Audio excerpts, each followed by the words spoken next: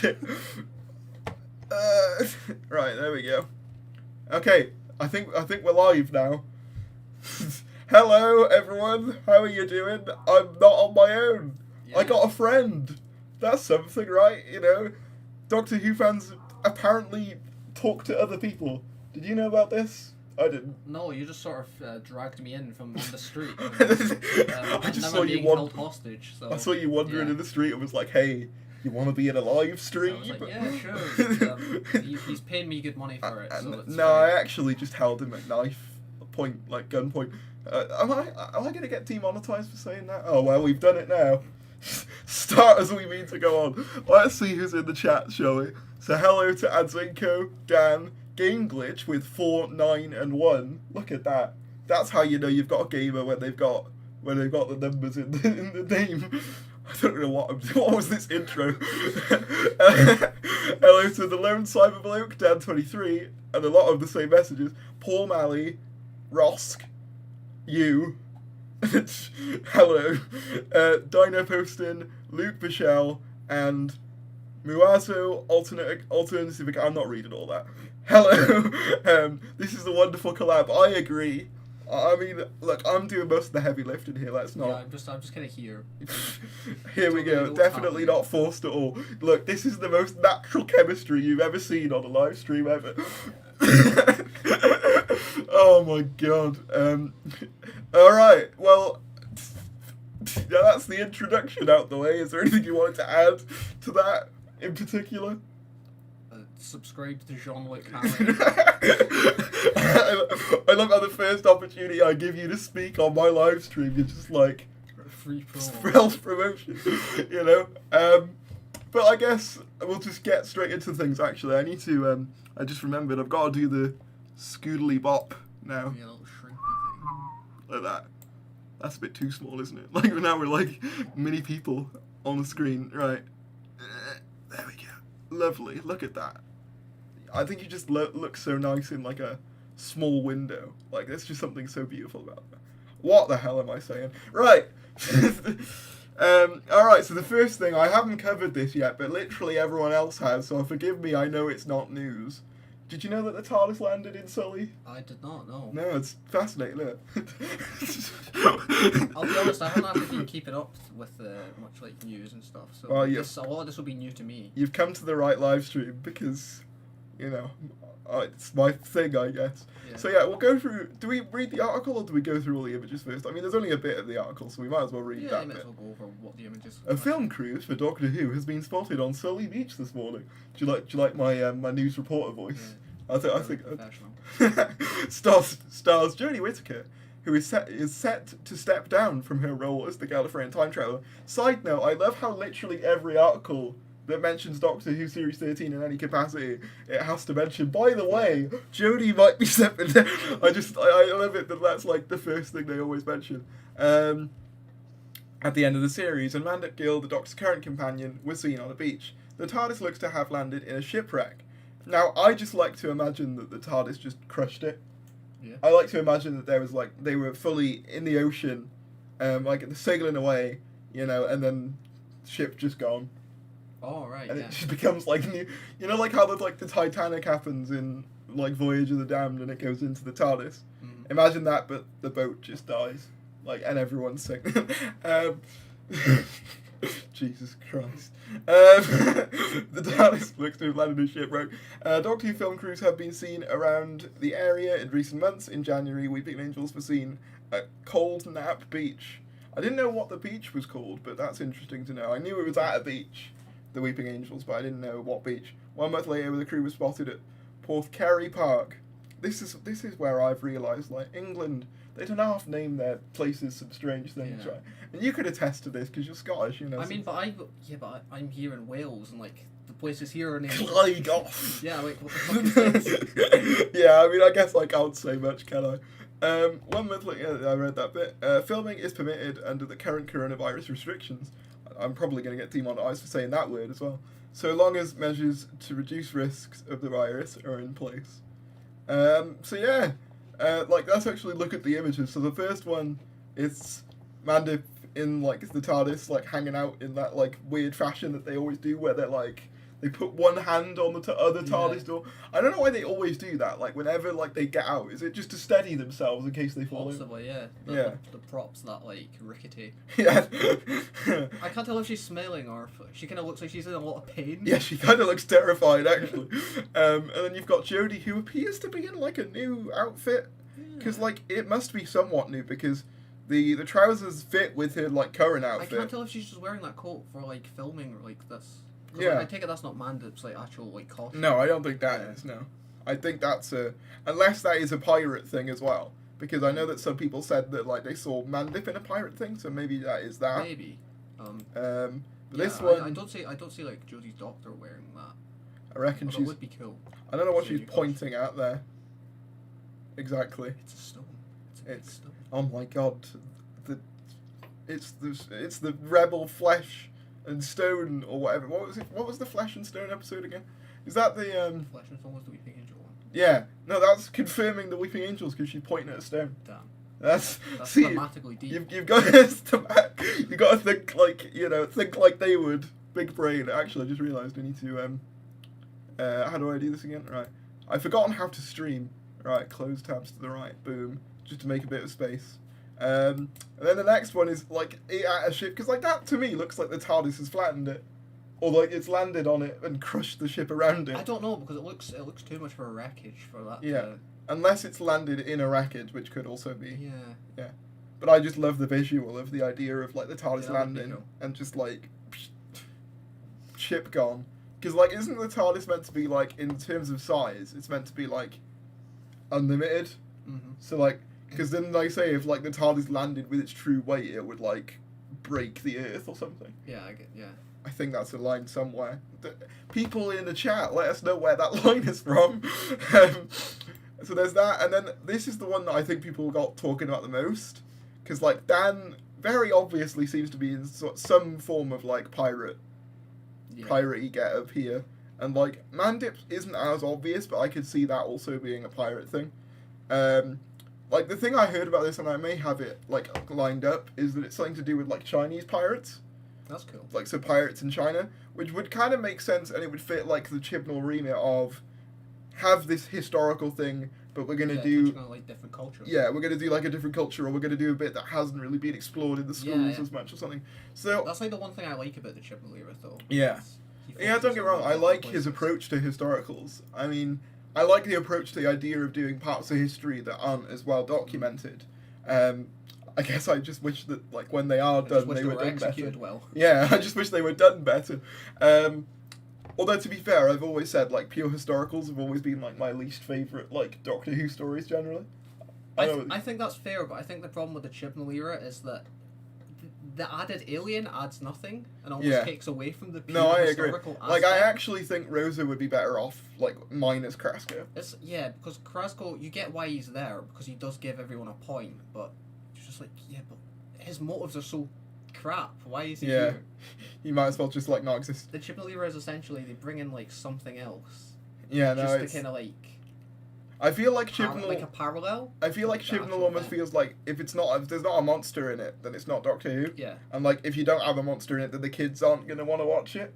So I think that's. But then he wants to do like historicals and like serious things. So like there's a massive like, I guess, juxtaposition in what he wants and what he thinks Doctor Who is. I don't know. It's always very bizarre to me. Like I've always felt Rosa feels very much like it's written by two different people. Yeah. I feel like all the bits that people praise Rosa for are written by Mallory Blackman, and then all the stuff with Krasko and Vortex Manipulator and all that, I think all that's written by Chibnall. I could be wrong there, but that's just how it comes across. Well, it's weird because like it's like the alien stuff and like all the historicals. It has the exactly the same theme as like the actual historical plot, but it feels like a dumbed down version of it. Yeah. Kind of like Nikola Tesla and the thing with stealing, but the spiders are doing the same thing. Yeah. Krasko, metaphor for racism. Yeah, I would say that like a like dumbed down version. I think Nikola Tesla does it better. Oh yeah, definitely. I think it ties it in much better, and I think like the monster fits the tone of the episode better. Although I did find it weird. I know that like Nikola Tesla did die. But I do find it weird the way they address that at the end of that episode, where it's like, oh yeah, no, Tesla still died. It's like, maybe try and break that with a bit more, like, sensitivity, I don't know. Like, and then there's, like, that line where it's like, people should know. And it's like, well, that's what the episode is. Yeah, no. But, you know, I think that's definitely a pirate thing. Are you, are you confident in that? Like, I know a lot of people are thinking that it might not be, but to me, that's just too, like, obvious. I do wonder, though, like, because we seem to know quite a bit now in terms of what's coming back, what basic plots are going to be. Mm-hmm. So I wonder, like, how much of it is going to be new stuff and how much of it is going to be old stuff. That's something I've always wondered, because we've seen a lot of old stuff recently. You know, we saw stuff about, you know, Sontarans and Weeping Angels and Daleks, and I just wonder, like, is it going to do too much in that direction where it's like... Yeah, I think so. It is looking that way. Yeah, it's. I'm almost like... Which worries me, because Series 12 felt a lot like that. Yeah, I agree. I think... The problem with Series 12, though, is they treated, like, the ones with the returning things were the ones that were important, and it's almost like the ones that weren't that you could sort of skip. Yeah. Because, like, the marketing was always like, oh, only 2 episodes to go till the finale. It's like, yeah, that's not actually the best way of getting people to watch the other episodes. Don't really matter. Yeah, just skip exactly. those. Like, it did make the other episodes feel less important. Yeah. And I hope they don't take that approach here, although it's looking like they might. But then again, I feel... Because there's only 8 episodes this season, so if they do that, then... But, like, that's the thing, like, they're not going to have as much opportunity for filler, I guess, in an 8-episode run. If they're going to have a plot, or they're going to have, like, an overarching, like, storyline, they're going to have to basically, you know, get it done, kind of thing. Otherwise, if they drag it out, then it's going to feel like, you know, a lot of filler in a very short span of time. Yeah. Because, like, that's one issue I've had with, like, Loki. I've really been enjoying Loki, but because it's 6 episodes, I do feel like it needs to start picking up the pace a little bit in terms of, like, where we're going with it. I'm hoping that episode 4 will be that, but you get what I mean, when there's, like, a less episode count, when there's a small episode count, you've kind of got to be a bit quicker. I think Loki's doing it alright, how it's going currently. Yeah, no, I understand why, like, episode 3 was the way it was, because it was, like, the character one. Yeah. But I do just, like, feel I would have liked a couple more cuts to, like, the TVA and stuff. Okay. And, like, just, like, how the timelines were perhaps branching off and all that sort of thing. Okay. Like, I wouldn't want it long. I still wanted that to be the main focus, but I feel like with such a big cliffhanger to episode 2, it was like, I would have liked that be followed up a little bit more. I suppose. But, you know, that's just me. I imagine the rest of the series will just be that. I mean, apparently, like, episode 4 and 5 are, like, Tom Hiddleston's favourites, so hopefully they'll explore that a bit more. But let's go on to the next thing, because otherwise we'll just stay on this one thing forever. So, apparently, so there was, like, some Chinese extras sought for filming in Cardiff. That's a large compliment if they haven't filled the roles. So, like, I think that's where the big idea of this being something to do with Chinese pirates has come from, is the fact that they, around the time that this was all going on, they were looking for Chinese extras and, like, Chinese actors to fill that role, which I think it is something to do with, like, at the very least pirates, and I wouldn't be surprised if it was Chinese pirates, because it does just seem like a very Chibnall plot to do. Yeah. But I think that's almost a shoot for me. Like, would you agree that that's kind of likely where they're going? Yeah, I can see. Because I couldn't see where they tie it in to anything else we've know about the series. Yeah, no, but I think, like, having it be like it's a historical thing, but with you know, a slight difference. Yeah, it definitely fits in with the. Yeah, it makes total sense for that to be an episode in this era. But yeah, that's basically that. By the way, I'm just gonna say, like, Doctor Who production news are like my godsend for these, like, live streams, because they keep, like, everything up to date relatively. They blocked me in 2017 during the DWSR sausage. Oh no! Oh, that was good. It annoys me because everyone quote tweets them, being like, "Whoa, look at this!" And I can't because I tweeted the sausage roll at one time. Oh, right, Doctor Who production news. You're probably not watching this, but if you are, unblock my boy. It's been a long time since the sausage rolls, you know. It's been a long time. He's changed. He just wants to look at this, you know. Yeah. Alright, so the other thing was, like, a Tardis was created for the Peter Cushing films that's now been put up for auction. I don't know whether it's still up for auction, actually. I probably should check. Is it still up for auction? Although the weird thing to me, we both chip in, like, we'll split it in half. One half goes to Scotland, one half stays here, and then, like, when we see each other again, it'll reunite, kind of like, I don't know, some... Tharries, it's a time machine. Oh yeah, you're right. Turns. Oh, you're right. Wait, no, that's not it. That's it. Is it still up for auction? I think so. So yeah, if you want a TARDIS, then one is up for auction. Although, is it me, right? That doesn't look like the one they use in the Cushing films. No. Like, that's what was perplexing me when I saw this. Was like, that doesn't look like the one they used. Did they use two different ones? Like, did they use like a different one per film? Because I'm not 100% sure. Or like maybe like that one was the sort of spare, or like the parts. Maybe. You know, like the one that they would use. Perhaps they needed like a back shot of like the TARDIS, so they used the less pretty one or something. Because like actually, if we get like Doctor Who and the Daleks up on screen, I'm pretty sure the Who shop claimed that they have one, and it just isn't apparently. And the Daleks. By the way, I am of the opinion that Doctor Who and the Daleks is better than the Daleks, as in the 1963 story. It just flows better. Right? I'm of the opinion that the Dalek Invasion of Earth TV story is better than the film adaptation of it. So that's where I am with it. Okay, I agree with that. Doctor Who and the Daleks TARDIS. Because that just doesn't look like what they use. That looks more like a 2010 type prop replica. Because that looks a lot slimmer. Yeah, like these look, and they're pretty much the same between films. Because that's the beginning of Dalek Invasion of Earth, if I'm right, the film, and then that's Doctor Who and the Daleks. Like, is there an outer to that one? I mean, I guess this is closer, maybe. Like, I don't know. That looks completely different to me. Yeah, they look very different. Yeah, like that to me looks more like a sort of 2010 prop replica where they've got like, you know, the black signage, but there's no St. John the Ambulance on that either. Yeah, like I get that could have like maybe come off or whatever. But perhaps, yeah. Yeah. It does just look very different. I wonder if anyone else thinks that. Yeah, someone just said that doesn't. Very first response was that doesn't look like the Cushing TARDIS. I think this is the TARDIS prop used in the stage play The Ultimate Adventure. Ah, is that the one with Colin?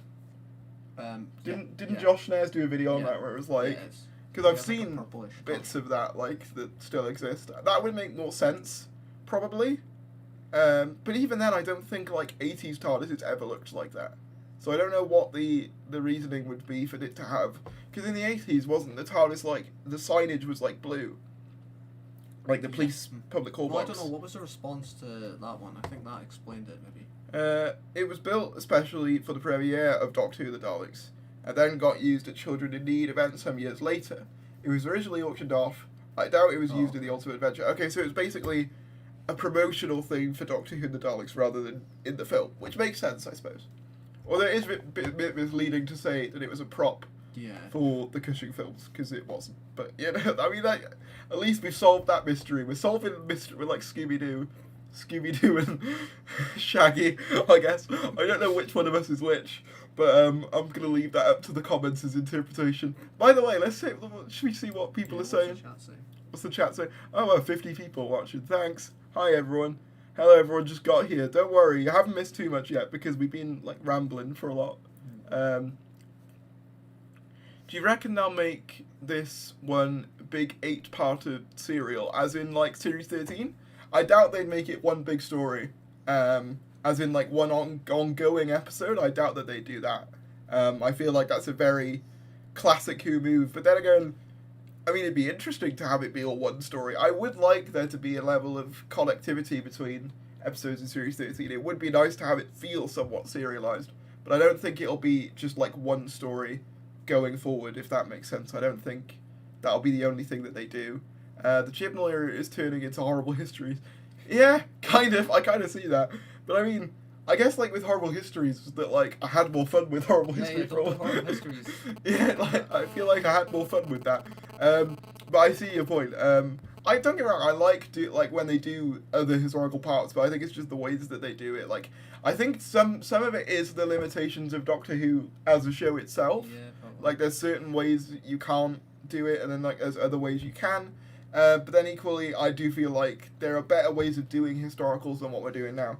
Case in point, like Vincent and the Doctor for me was like my favourite New Who historical. Yeah. And I feel like what that one does well is that it uses the monster in a very clever way to tie into the theme. I.e., maybe it's thematically deep. But I mean, that's kind of is what Chibnall is doing. It's just his are a lot more on the nose. Yeah. So it's just like, this is the same thing, but an alien. Yeah. It's like, okay. But I feel like That doesn't add anything. yeah, exactly. I feel like the way that they do it in like maybe it's just like more subtle. Maybe that's it. But I don't know. I just feel like yeah. I just don't know. Like Chibnall historicals are weird. But what was the next thing? Yeah, let's not rant about Chibnall historicals. Yeah. Like, otherwise, that'll just become all of this.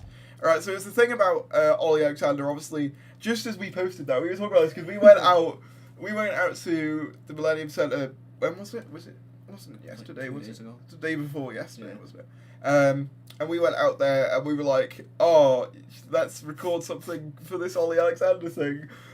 So we did, and I basically just did a very basic summary of what the article was. And then literally, the second time I look at like how the video was doing, literally all the comments were, it's been unconfirmed by the manager, and I'm like, oh. It was only like 15 minutes later after Yeah, posting it. yeah, I know. I was so annoyed because I thought I was getting it out in decent time with like considering we had to like do it out, we're doing it outside or something different. But no, 'cause after I posted it, then it came out that apparently it's not real.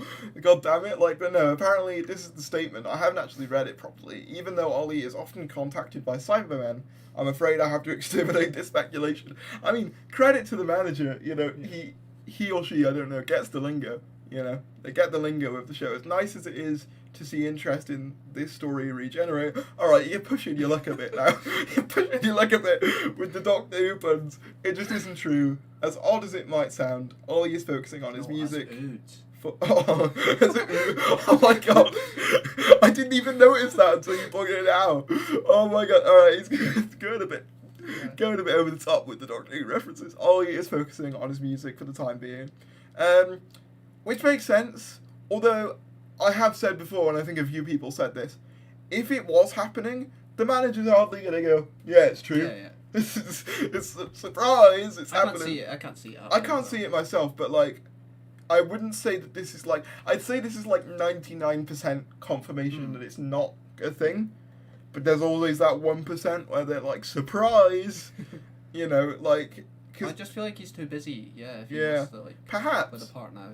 I gotta be honest, I've said this before, I just don't see him as the Doctor myself. I get that, yeah. Like, I feel like you've got to have, like, a certain, like, presence and a certain, I don't know, aura about you to play Doctor. It's a very weird thing to, like, and I just don't quite see it. Like, I'd love for him to prove me wrong if ever he did do it. But, like, right now, I think he would fit a companion better. Like, that's a lot of things that people have been saying is that, like, he'd fit being a companion better off. But, if he ever did get it, then I'd love to be proven wrong. And then I think this next article is basically just talking about how, like, casting silly season, as they're calling it, begins. Because basically, literally every other week, we get someone new suggested. I did make a meme about this on Twitter, like, a few weeks back, where it was, like, tabloids or articles be like, insert actor from popular British show here is to take over from Jodie Whittaker. That is kind of what it is. Like, if anyone's in a remotely popular show at the moment, they will be put in place and speculated to be the new Doctor. Like, when Line of Duty was going on, literally, there was so many articles talking about, ooh, Vicky McClure, or whoever else is in that show. And then, obviously, now it's Olly Alexander, but, like, there was also, who else was there? Michaela Cole, who did I May Destroy You as well. So, yeah, do you fancy giving this a read? You can, like, and then I'll react to what you say. I mean, there might not be that. I can't be asked reading. I'm just here for the ride. Alright. See, I'm the your stream. Alright. You're doing the work. I'm the workhorse of this room. With rumours oh wait, no, I probably should say, Doctor Who casting. Silly season begins. Posted June 28, 2021 by Ian McCradle. I'll just leave that there. With rumours of Jodie's departure, exit strategy. She gonna like bust her way out there with like a gun? Oh no. Thanks to a recent exclusive from showbiz pages of The Mirror, it appears that Doctor Who casting silly season has begun. I love how they've given it a name. They really want Doctor Who silly season to be a thing. Do you reckon they'll call Series 14 silly season? Yes, the inevitable subject of who will play the 14th Doctor has reared its head again in the press after a decent consideration of potential rumours and writers from Martin Bauman in The Guardian suggesting the likes of Michaela Cole. See, look, I literally predicted it. Riz Ahmed, Rogue One. Who's that? Do you know who that is? I'm not sure, no. I haven't seen. and Rose Matifo, I don't know, I'm probably saying that completely wrong, aren't I? Who did Starstruck, who I haven't seen in anything. The Sun went full throttle over the weekend. Do you reckon they literally just went, who's an actor who's, like, vaguely popular at the minute? Yeah, probably. And we could just say, apparently they're in contract negotiations. I wouldn't be surprised, because it is The Sun. At the end of the day, like, when have The Sun ever been right about anything? I just don't know. If anyone's a big Sun fan in the chat, like, I apologise. They leaked that Hancock story, and then, I don't know, now people are looking at them as if they're a credible source. Yeah, but, like, to be fair, you know, it's not hard to make the government look bad, is it? No. Like, you know, anyone could do that. Spinning a piece out of a quote from a Russell T Davies interview in SFX magazine. Yeah, that's the thing. I feel like they just read that interview and were like, write that down. Yeah. And like maybe they thought that like Russell T Davies was still the showrunner. But that's always what happens whenever anyone speaks to like a showrunner or a writer of the show about an actor who they'd want to play the Doctor, even if it's just like a silly suggestion. Yeah. The tabloids will always jump on it as if it's a possibility. Yeah, or as if it's like basically confirmed. Yeah. It's like no. It gets clicks. Yeah, it's so bizarre to me. Like I know that like people say, well, you report things that probably aren't true. It's like the difference there is at least I'm honest. You know, at least I don't try and like say that it could be true, guys. The Puting is definitely going to be the main character in Series 13. Trust me, no. Or it's like as well, like I did a video once. I may bring it back at some point where it's like there was an article saying how what's her name? Person who played Bellatrix Lestrange. Helena Bonham Carter. That's it. Is it? Yeah. Possibly. I think so. But basically saying how she could be the Doctor, and it was like there's no evidence for it. They're just like maybe. It's like I basically just said this article is just dumb and bullshit. Like, but like that's the thing. Like some people who like aren't as well informed on like Doctor Who always talk to me about these articles because it's just what they read, and it's like that's the problem with them is that because they are seen as like news sources. Yeah. People go, oh, that must be a thing. Or people will just see the headline, but okay, that's cool. Thing. They won't click on it. No, it's misleading, and that's coming from me. Announced that Years and Years frontman Olly Alexander as the latest incarnation of the Time Lord. RTD's supposed endorsement came on promotion of It's a Sin. To be fair, I feel like RTD knew that would be a way of promoting It's a Sin as well. Get the Doctor Who fans to click on it, you know. Because like the scene that they use here, like, is when they recreate Resurrection, don't they? Or they like make a fake Dalek story that's meant to be like Resurrection.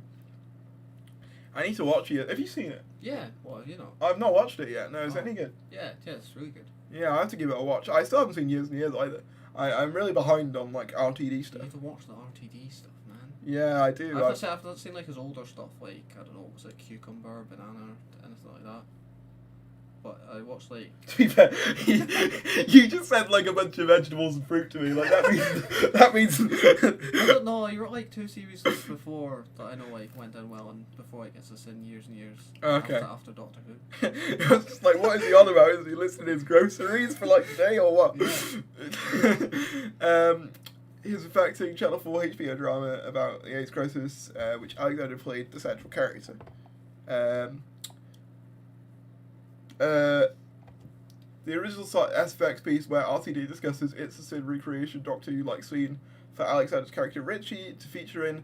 Oh yeah, so it's basically dubbed regression of the Daleks. It's basically meant to be like an alternate resurrection type thing. It's kind of similar to that because the shots that I've seen of it look very like eerily similar to Resurrection. I think that's what RTD was going for. Oh, stop it. This will just be all the headlines. I mean, he wasn't wrong, was he? They kind of just made it into a headline, like a couple months later. You just want SFX headlines everywhere, Davis replied, while rolling his eyes and giving a withering look to SFX editor. God, he knew, didn't he? RTD's just he can see the future. Yes, Ollie would make a marvellous Doctor Who, you enormous tart. RED being a legend, man. The trouble this causes, they'll be banging on his door, his agent will be saying, what have you done now?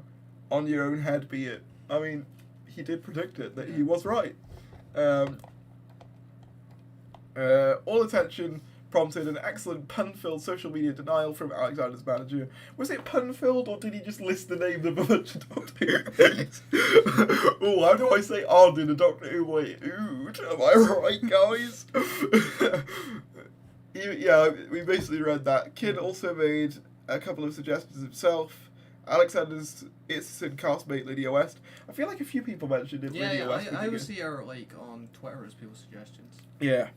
I don't know whether you saw it, but like I might talk about it like a bit later. But I suggested Nicholas Hoult, who was in he was in a show with Sacha Dhawan called The Grey. Yeah, I've not seen the show. It's quite good, but he plays what's it called, like Emperor Peter in that, and he goes very quickly from like happy, jovial, and kind of like very flamboyant to very quickly quite angry at points, and I think that would really work quite well for a Doctor having like the Matt Smith thing. Yeah, kind of. You can just kind of switch between.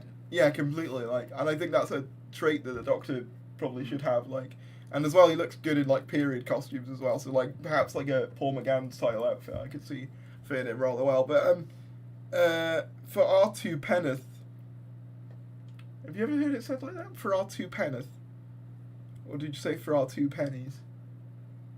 I guess. That word's baffling. I love how the most interesting part about this article is like the weird piece of English that we notice. Like, Olly Alexander is an obvious suggestion, perhaps too obvious. Yeah, I think that's the thing as well. When people suggest like actors for Doctor Who, they either pick someone who's way too big who'd never do it, or they pick someone who's like too good or like too perfect. Yeah. Kind of thing. Wouldn't be. Who is even left? Like, say the Chibnall did do the same thing again and went for someone from Broadchurch. Who is there even left who would do it? Broadchurch. Because most of the people are already in Doctor Who. Recast David Tennant. You know what? I don't know, because I know that he did deliberately want like Olivia Colman. Yeah. But she turned it down because the part was too big. Yeah. I wouldn't even put it past them though to be like, hey David, do you want to play 14 in a week? So I wouldn't even put it past them. But yeah, that's basically that article. What's the next thing? Actually, let's see what the chat think. Do you think Olly Alexander would be a good Doctor? I personally don't see it. But let me know what you guys think in there. I'll see a Who review. Media is never right about this. Very true. The only person who's ever right about Doctor Who news is me. And you can quote... Is that literally what you went on your phone for? Just to type beans out in the chat? For God's sake. Mighty Penneth is a short of expression of two bellies. Ah, okay. Cool. Thank you. Yes, I am the Leak Lord. We need a nickname for you. What's your nickname? I don't know. Why don't you come? Why don't the chat come up with it? Okay, yeah. The chat that don't really know me. The chat that don't. Oh, I'm sure they do. You're the guy who said oogly boogly that one time. They know exactly. They know exactly who you are.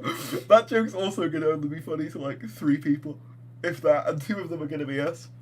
I think the guy who plays Alec Hardy should be the. Who is that?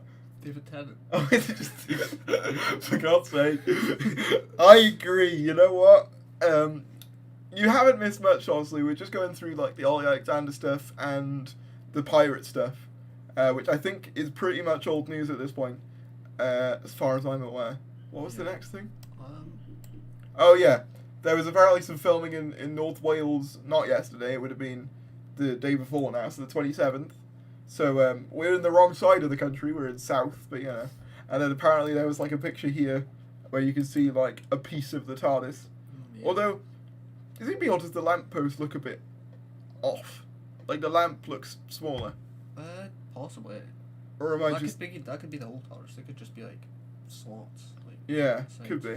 I took a closer look at the photo from the filming in the North Wales. I just realised you still flopped. This is the first time you've ever seen a Doctor Who production news tweet. I decided the lamp shape and colour weren't quite right for the 13th Doctor's TARDIS. A group of people on motorcycles happened by a crew packing up. I don't know what the crew was filming. Any ideas?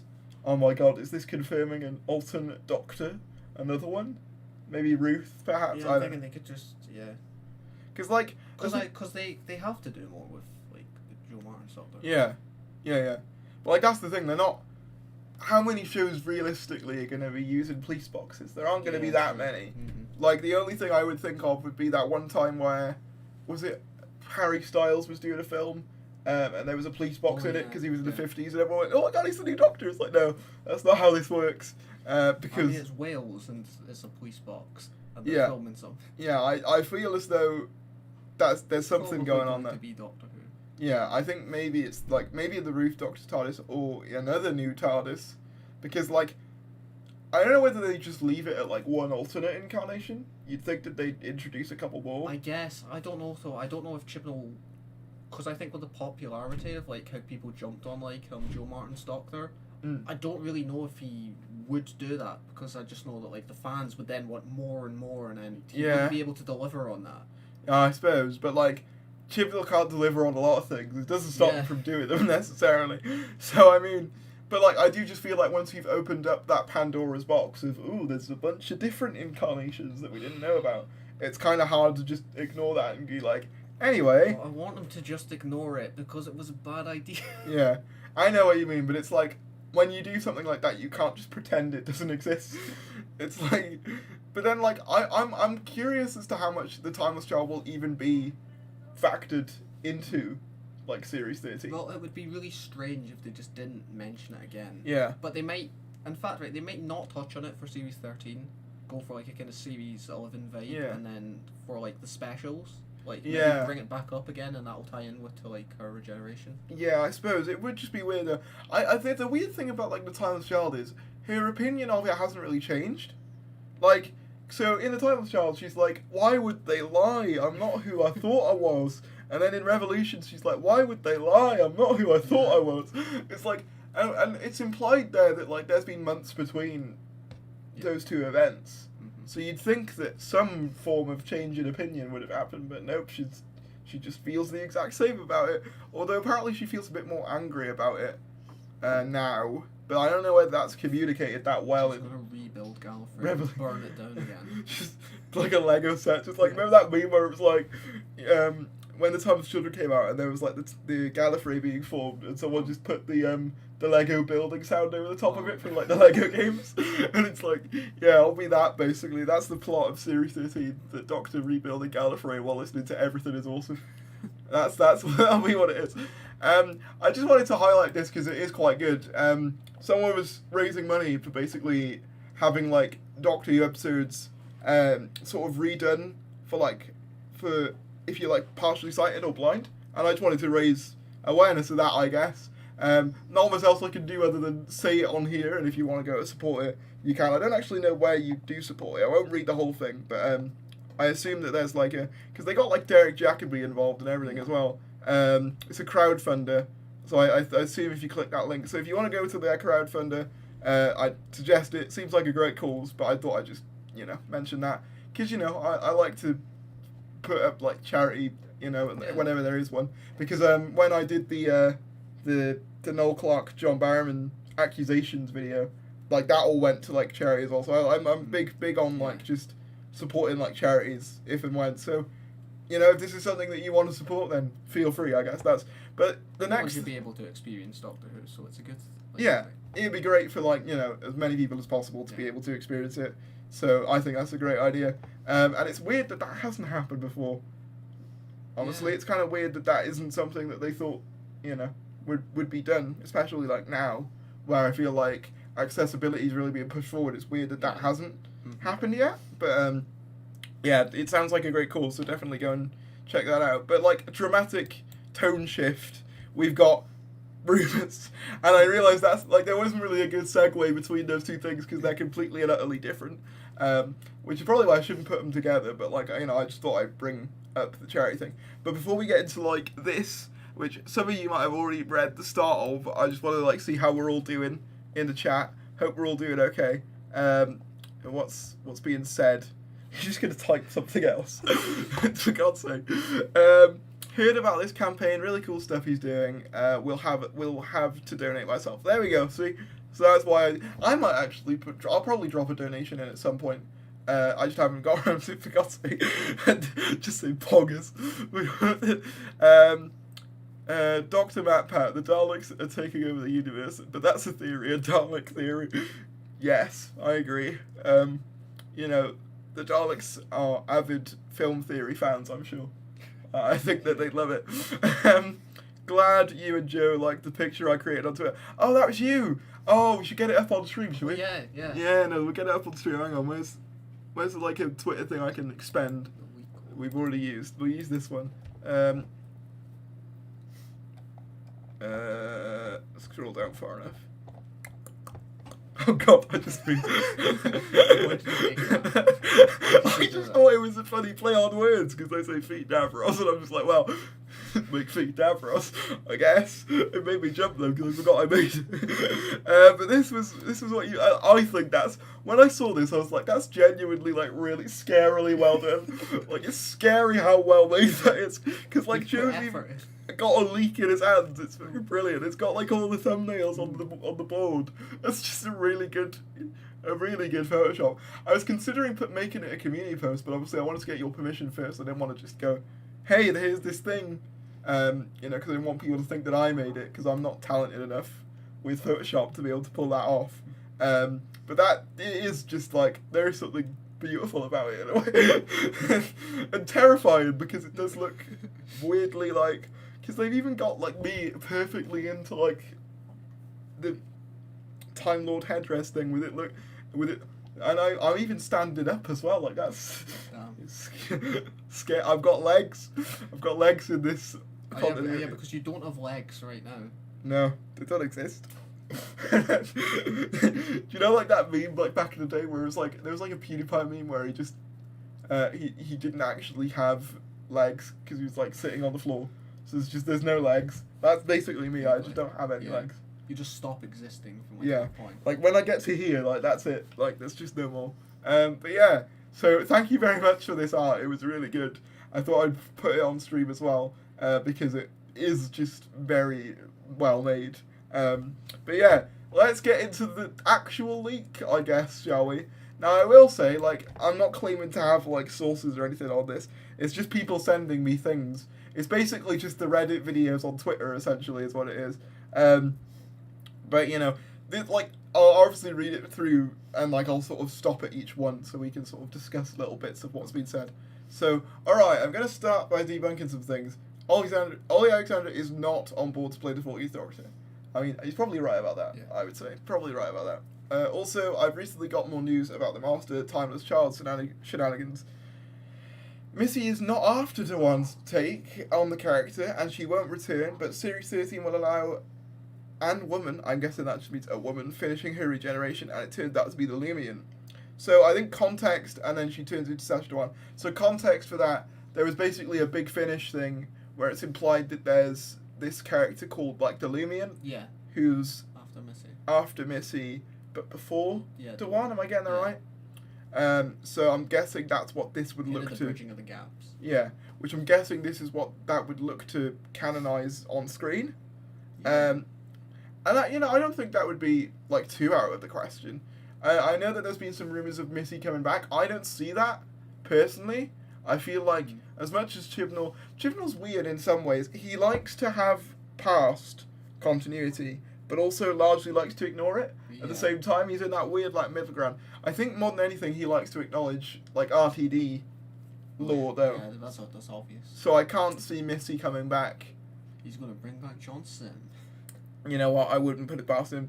I do kind of want though, like Sasha Dewan to become like the sort of Ainley master of like. I want him to like go into like new eras. Yeah, I want him to like meet new doctors and things. And maybe even go back and meet old doctors. Like if they ever do like a 60th, I want him to meet 11. Because I do just think that dynamic would be really fun. But yeah, so there's that first bit. So yeah, like it's not impossible. I do just find it weird that they'd make that much of a point of it though. But I mean, I wouldn't rule that out. But like, let's read the rest of it. Also, and Gallifrey goes to Gallifrey, blah blah blah. Finds out he's the Timeless Child. So yeah, a very common rumor at the minute is that the Master will actually turn out to be the Timeless Child. And again, I could probably see that. Like, there's parts of the Matrix that don't exist. I still don't really like the idea. I've said this a couple times when this has been like mentioned. I don't like the idea of the power imbalance between the Master and the Doctor being like too high one way or the other.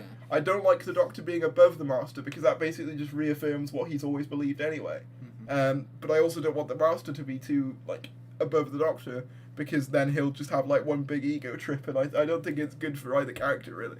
Because I do just find it weird in like the Timeless Children where the Doctor's like, I'm so much more than you. It's like the Doctor wouldn't say that to the Master.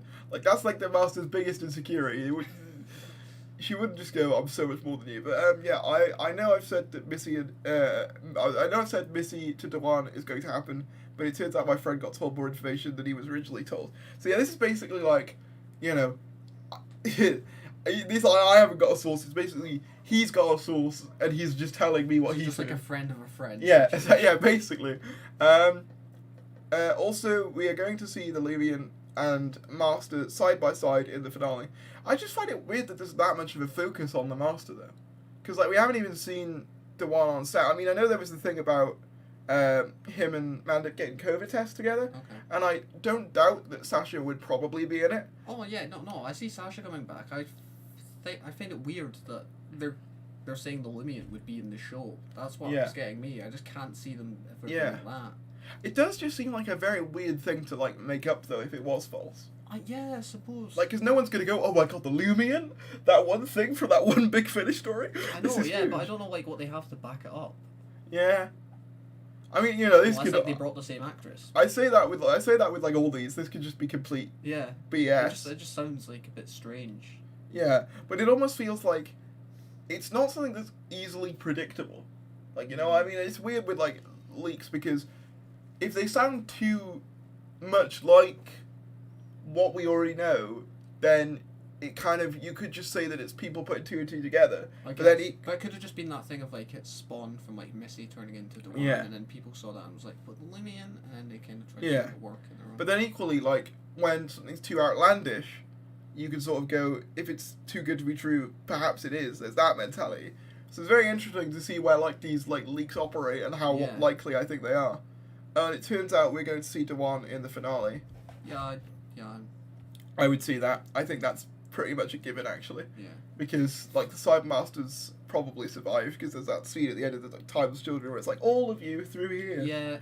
Part of it, it's weird because I can't see them coming back because I cannot see them doing like the Cybermen are here too or the Cybermasters are here too in this series. I feel like there will just be like a line of dialogue kind of explaining it away. Oh, they blew up. Yeah, like stupid like yeah. But yeah, I can see Dewan. We didn't all make it or something. That I think gonna happen, because they didn't explain how he got out of the, what is it called, the thing, the Spyfall Part 2. He gets trapped in that place, doesn't he? Oh yeah. What's it called? Do you remember? No, but I know what you're on about. You know, like the weird like time place, and they never explain how he got out of that. He just rocks up in like Ascension and Cyberman as if nothing. They just did the classic Master thing of the, yeah. I got away. I think I've just kind of safely accepted that like you never have to explain how the Master gets out of things. It's just always assumed that he does somehow, and you also don't have to explain how Davros keeps surviving. It's just a thing that happens, because like that guy's been killed multiple times and yet somehow is still alive. And as far as we know, he can't regenerate. So it's, that's the whole thing. But not just the flashback scene, but the flashback scene is in the finale as well. So yeah, okay. I want to hear about how Michelle Gomez declined to return for the Dewan regeneration scene, which I said yes. Which is off screen, but I just thought I'd keep it to his DMs so that way, like, I wasn't, having to screenshot too much. Well, originally Tribble wanted Missy to regenerate into Dewan, but she declined due to being busy with other things. Also, in the finale, we're going to see Dewan regenerate and refusing to turn good. See, here's the thing. I do kind of wonder if this is, like, too much of a Moffat fan take on things. Because they, like, I know a lot of people who'd be, like, fans of Missy really want to know, like, oh, but Missy was going to turn good and stuff. So I feel like having this leak focus this much on that, it almost feels like a Moffat fan's dream scenario type thing where they address that. Yeah. If you get what I mean, like, it does just almost feel like what That's a the Moffat thing. fan. And I don't see Chibnall doing that. I don't see him acknowledging it. I feel like if Missy was in the RTD era, you'd have a better chance, honestly. Like, if Missy was an RTD thing. But, like, because the thing is, as well, I feel like Chibnall, he wants to bring back the elements that are seen as popular. So, like, by that, it essentially means 10 and 11 stuff, predominantly. Like, mostly, because obviously in Kablam you get the fairs, and you get references to, like, the Agatha Christie episode and things like that. And then Series 12, you basically got entire plot lines that's just entirely just ripped from, like, the RTD era. So I think, like, he just wants to bring back the popular stuff. And even though, yes, Missy is a popular character, she was kind of created at a point in which I do feel like the decline in Doctor Who's popularity had sort of begun, perhaps. I think Chibnall just wanted, like, a more, like, classic take on the Master. Yeah. But, like, yeah, like, that's what I mean. I don't feel like Missy is his vision for the Master, so I'm not convinced he would bring her back. Not impossible that he would want to bring her back, but I don't know, it just doesn't seem very Chibnall to me. Yeah, that's what I was thinking. But yeah, no, what was the next bit? He's shot by Dan using some sort of Gallifreyan weapon. Dan smiles and pushes the Ancient Master off a cliff. The Master laughs and regenerates into John Bishop. Yeah, okay, so this is where the rumour of Dan being the Master's factored into it. No, because this is just, like, the most, like, fan film. Yeah, that's what it... Yeah, I'm not convinced by this at all, I'm not going to lie. I'm not saying he's lying, but I think his friend may have told him a bunch of not true things. But, like, then equally, playing devil's advocate, the Timeless Child thing when we first heard all about that on, like, Reddit and stuff, that all sounded like fan fiction.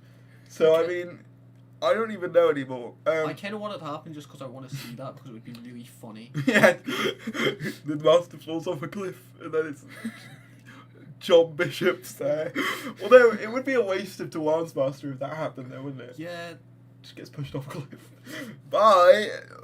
That's why I can't see them doing it. Yeah, no. The Doctor starts to feel confused, and so does Yaz.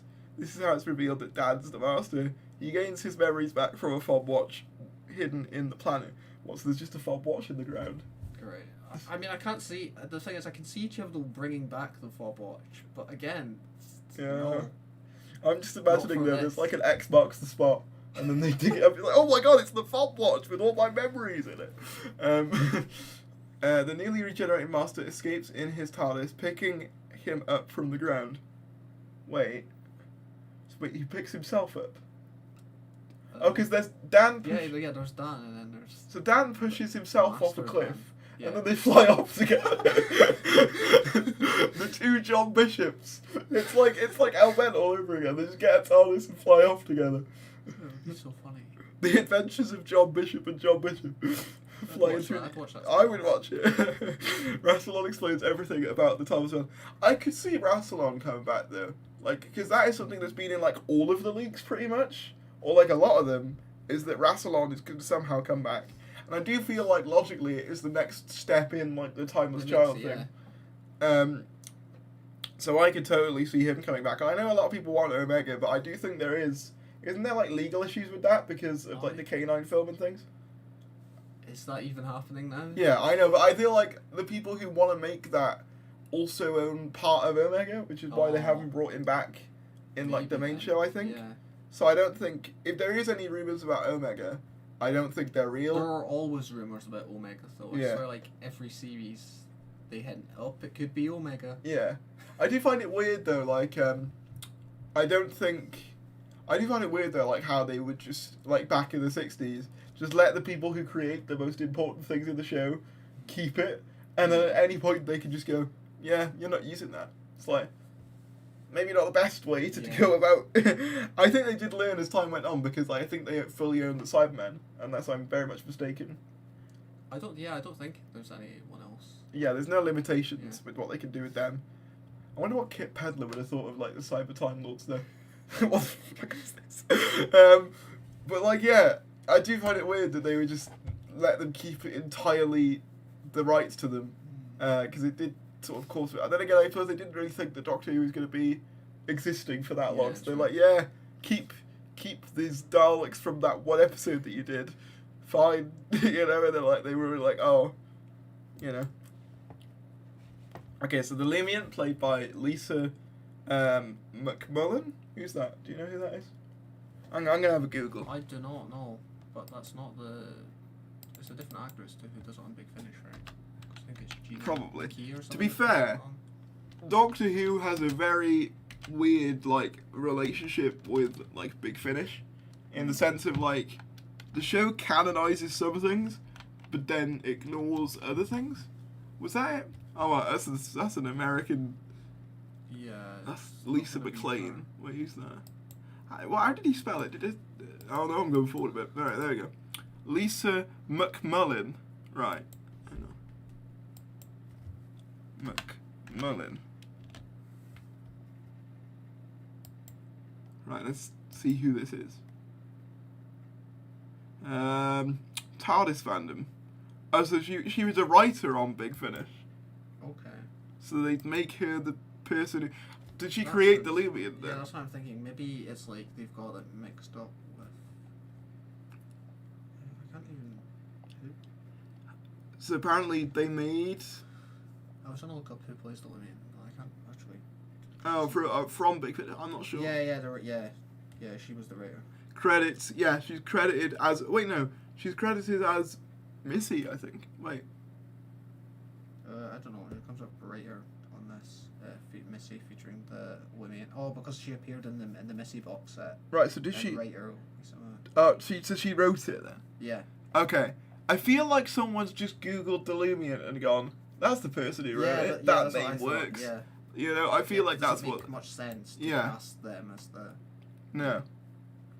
Because being a writer and being an actor are two, like, completely different skill sets. So, yeah, I'm not... As the longer this goes on, the more I think, probably not. Convinces Dan to turn good, but he refuses and gets punished by Rassilon and is sent to an unknown location. The LUMIANT is sent back to her time period. Also turns out the Master survived at the end of the Title's Children. I think we all knew that was going to be a thing. Also unaware on how Rassilon gets ranked as president again, as he got exiled in Hellbent. Would they mention how? I feel like they'd have to at least be like, oh, I was exiled. But has he acknowledged anything else previously? Yeah.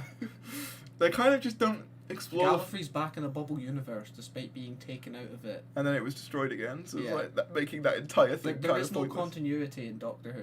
Nah. But it's weird, like, the thing is though, what annoys me is when they try and have continuity, but then they end up making it wrong. Yeah, they end up making more issues. It's like, just don't bother at this point, you know what I mean? Just do whatever at this point, I feel like. Rassilon, I said, she is because it's gonna be an unknown actress. Yeah, this changes, it's not 50 to 69, because I thought that was strange. Okay. Apparently that was a typo for 50 to 64.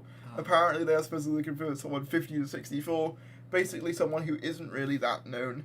Have any questions? I think I just said no, because I didn't really have anything to add. I was like, cool. And then the next screen, there's like so many of these. Oh great, yeah, like, so he says there, I bet 64, so there's nothing much there. Oh, you see, I did it again. Alright, that's just him saying about how he can't spell. The BBC are looking for unknown actors to give them time to shine while Tibble is in talks with Jermaine and some trans actresses.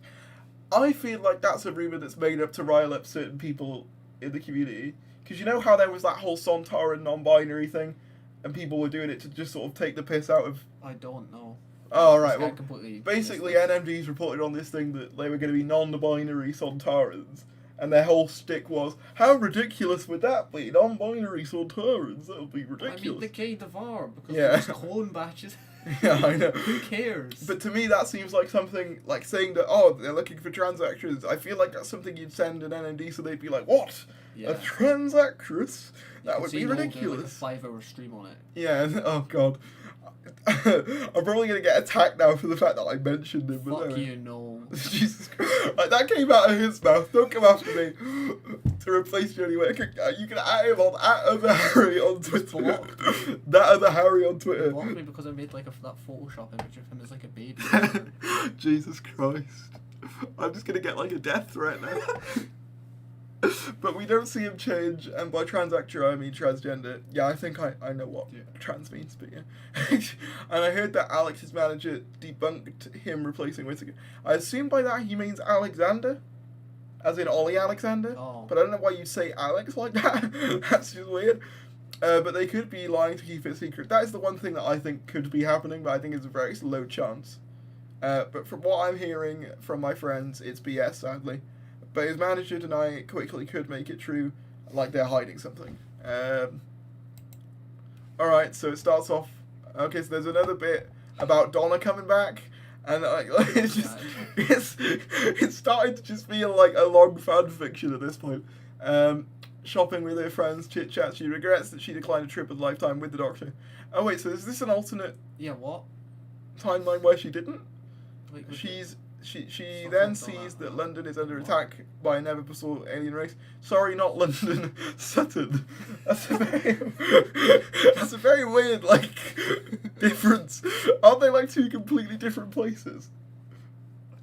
I'd assume they are. I'm not English either, so I don't know. Yeah. But yeah, it's a very weird, like, correction to make.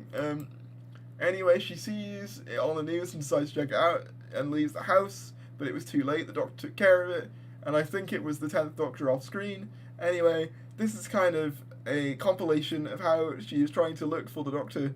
Okay, so no, this is meant to take place in between the Runaway Bride and Adipose episode, I think, because she rejected the idea of going with him in Runaway Bride. I suppose that is the only place you could slot it in. Yeah, that's the only way you could bring it back, really. Still, they're just not going to do it. No. Eventually I just don't know how they fit this all in, though. Like, how would they make this all one series? Eventually she does in Liverpool, but imagine if, though, we've made fun of this, and that's just entirely the plot of the series. Just everything you've read out, it's just all true. Yeah, it won't be, but she doesn't realise it's her. By her, I meant the Doctor. The Doctor adopts a different name called Ruth. I'm guessing if the Ruth Doctor isn't pre-Hartnell, she just made it up on the spot. I'm confused as to what this even is. So is it the Ruth? Oh, also they mean the Ruth Doctor, but she wouldn't know it was the Ruth Doctor because maybe it's Ruth before she knows she's the Doctor. This is giving me a headache. I'm not gonna lie, this is giving me a headache. Oh my god. I think what they mean is that, like, the Ruth Doctor wouldn't call herself the Ruth Doctor. So I feel like that's just the nickname. I think that's just the name she's using because that's her name on out. Kind of like John Smith or maybe she runs into Donna. Then. Whatever 13 uses. What's 13's name that she uses? Does she even do it? I feel like most times she just goes, "I'm the Doctor." Yeah, put up with it. Like, that's what my name is. I always wanted her to be like, yeah, my name's like John Smith or something. Yeah. And not realise. Just do it like just completely straight faced. Yeah. I'm John Smith. Yeah. And then just carry on. I think that's what I would like. But anyway, Ruth and Donna team up to spot a returning monster. Donna then says, "You remind her of someone," and then she talks about the Doctor. Okay. I just don't... It's just so complicated. That's like... I kind of get it, but yeah. I just don't... I just can't see them doing it. And on how she's trying to look for him, Ruth then convinces her to keep looking and to never say... never say never like Wilf did. No. This just feels like, because if he did do this, it would just feel like a weird like side thing, like having Jack and Fugitive of Judoon. I guess like that's this weird little subplot. I guess that's the thing. Like that's what I think that people know that we can't completely rule stuff like this out because Captain Jack's the president now. So like not president as in he's like the president as in like I know. You know he's like what you know. It's been established that RTD characters can happen. So I think now, until it happens, you'll just get... I think like Captain Jack made sense though, because Chibnall like wrote primarily for him in Torchwood. Yeah. But like that's what I mean now, like because that precedent has been set, it's just gonna... Yeah, you will get stuff like this. You'll get constant rumours of Donna, Martha, Rose, you know, it's just like constant. Although there is like rumours that like Dan will be related to a past companion somehow. I don't know whether that'll be true though, because we haven't like had the surname. Yeah. But I don't know whether I believe that. Oh, by the way, Ruth is described as someone who's working for the government. Ah, yes, Prime Minister Doctor. Good to see you. Got any questions? I think again I just said no. What else do I add to this? The special ends with Donna and Ruth, the Doctor, saying goodbye and parting ways. So this is for like a special. Not like okay. part of the series. The scene is emotional, the Doctor looking sad and alone. Also, I don't know where Yaz is unless she departs. My friend didn't say. Yaz just gets ejected. Bye, Yaz. Right, but that's the end of that.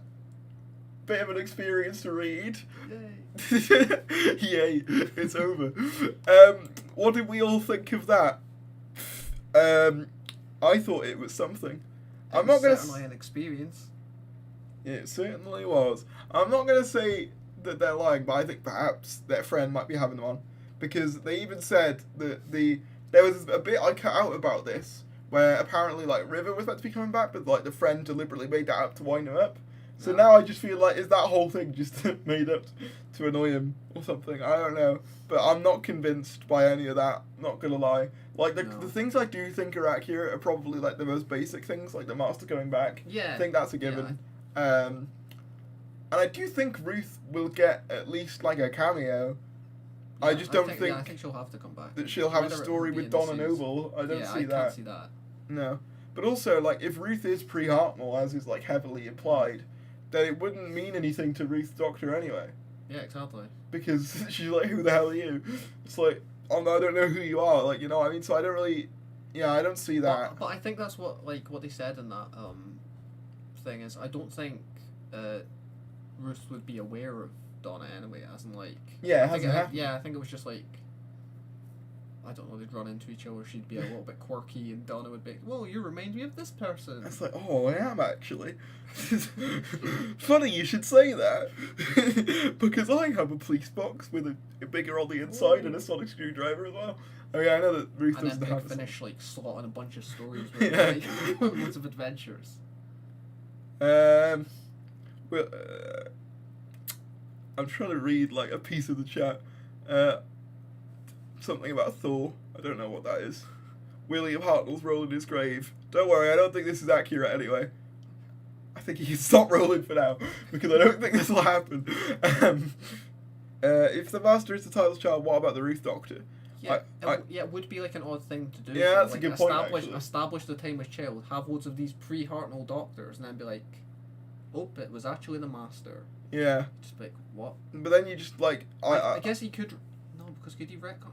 I was like, he could retcon it by being like, Ruth is the next Doctor. Yeah, that's what I hope. Children we saw were the Master. Yeah, that's what I hope personally. I hope that Ruth is just 14 with some memory loss.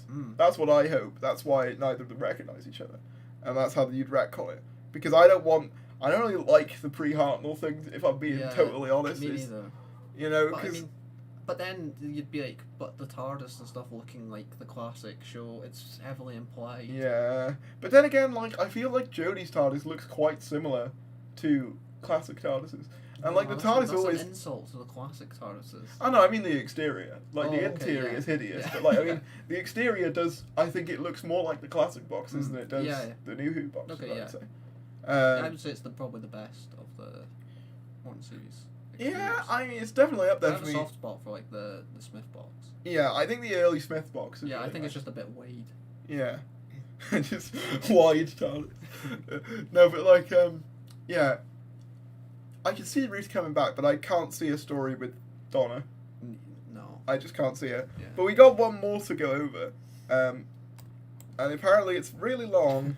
And I've seen names like Leonardo DiCaprio in here and Will Smith. It should be fun. So it's really long. It should be fun to read.